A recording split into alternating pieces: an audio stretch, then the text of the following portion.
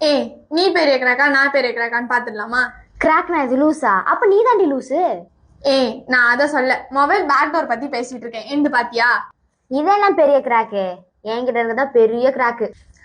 ஆமா, நீ பெரிய கிராக் தான். சரி, உன்னை பத்தி டீடைல் சொல்லு பாப்போம். டீடைல்ஸ் தானே என்கிட்ட இருக்கிறது. OnePlus 10TD 8/128GB வேரியன்ட்ல வந்திருக்கு. கண்டிஷன் எல்லாமே சூப்பரா தான் இருக்கு. ஆனா என்ன, பேக் டோர் மட்டும் கொஞ்சம் கிராக் ஆயிருக்கு.